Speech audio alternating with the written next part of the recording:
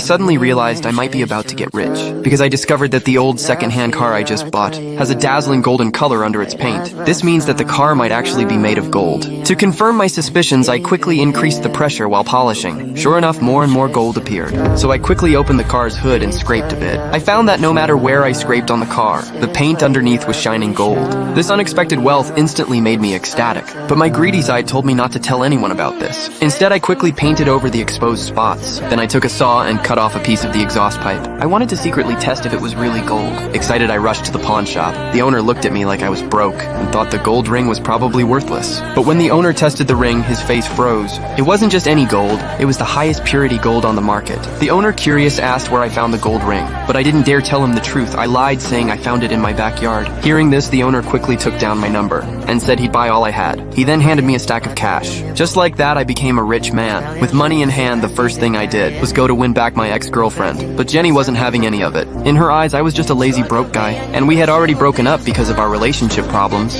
The next moment, I pulled out a big stack of cash. Surprisingly, it worked. Jenny immediately got in my car. Then I drove my golden car, and we went on a shopping spree at the mall. I thought I was about to reach the peak of my life. Little did I know trouble was about to find me, because this golden car was the former property of the local crime boss. The boss had made the car from solid gold while he was alive. The boss's men knew their boss had a lot of gold, but had no idea where he hid it. This is where the boss's son Mike got into trouble. He was tortured to reveal where the gold was, but Mike had no clue, so the men took out pliers and didn't hesitate to cut off one of his toes. At that moment, I was at the pawn shop to thank the previous owner and paid them a generous sum, but just as I was leaving, I ran straight into some of the mobsters looking for the gold. Realizing the danger, I immediately sped off in my car, but of course that's when the previous owner got into trouble.